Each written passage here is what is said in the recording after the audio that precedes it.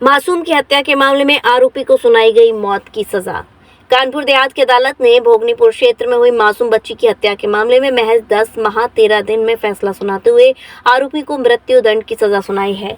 ये मामला ग्राम पिपरी का है, जहां 23 जुलाई 2024 को पारिवारिक रंजिश के चलते एक व्यक्ति ने धारदार हथियार से हमला कर 8 वर्षीय बच्ची की हत्या कर दी थी और 6 अन्य को गंभीर रूप से घायल कर दिया था।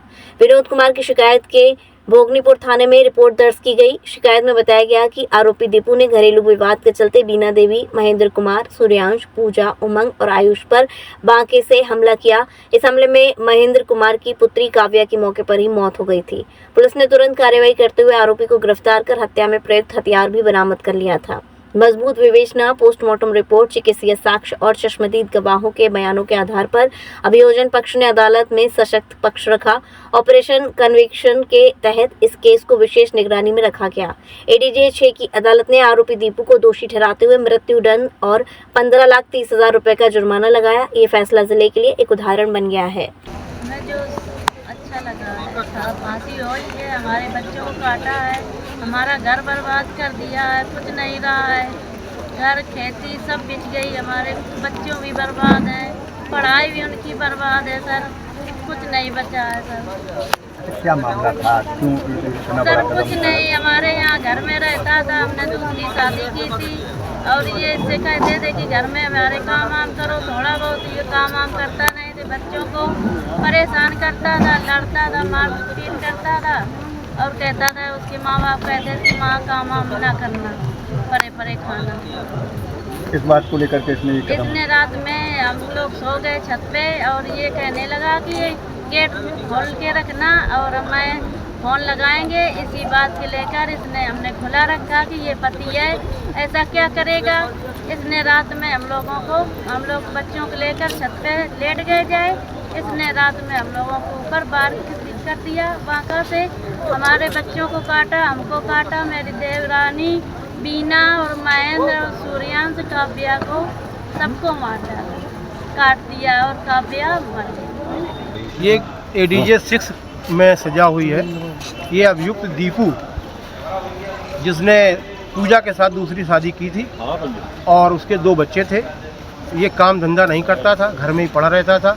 इस दौरान ही जब भी पूजा अपने पति दीपू से काम धंधे के लिए कहती थी तो उसके द्वारा मारा पीटा जाता था। इसी बात को लेकर इसने घटना कारित की। रात में छत पर दोनों बच्चे और पूजा लेटी थी। रात में इसने बांका ले जाकर पूजा को काटा, फिर बच्चों को काटा और उसके छोटे बच्चे उमंग को पैर रखकर बुरी तरीके से उसका बायां हाथ तोड़ दिया। इसके बाद उसने देवरानी बचाने आई तो देवरानी बीना को भी बुरी तरीके से काटा और उसके देवर, उसके पति को भी, महेंद्र को भी इसने बुरी तरीके से काटा। उसके बच्चे जो सो रहे थे, दोनों बिटिया काव्या और सूर्यांश, उनको भी बुरी तरीके से बांके से काटा, जिससे काव्या की मौके पर ही मृत्यु हो गई। इसमें कई लोगों की मौत हुई थी। इसमें बिटिया जो काव्या थी 6 साल की थी, उसको बुरी तरीके से काटा गया था बांके से, उसकी मौके पर ही मृत्यु हो गई थी। बाकी 6 लोग बहुत बुरी तरीके से घायल हुए थे, जो मरणासन की हालत में थे।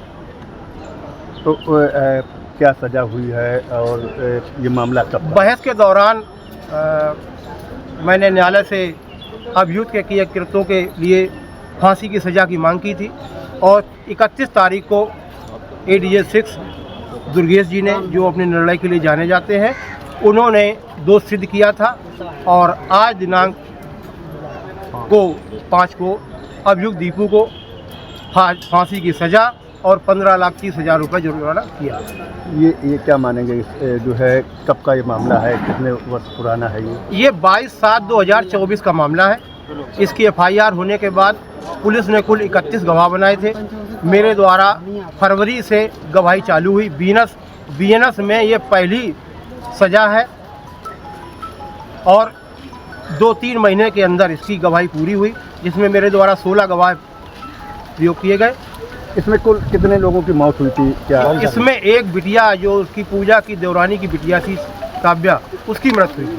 विश्व स्तरीय चिकित्सा सुविधाओं से युक्त JP diagnostics, radiology and pathology centre, Mathura का पहला complete radiology and pathology diagnostic facility से सुसज्जित। Dr. Deepak Agrawal and Dr. Nidhi Agrawal, JSR Tower, Govardhan Crossing in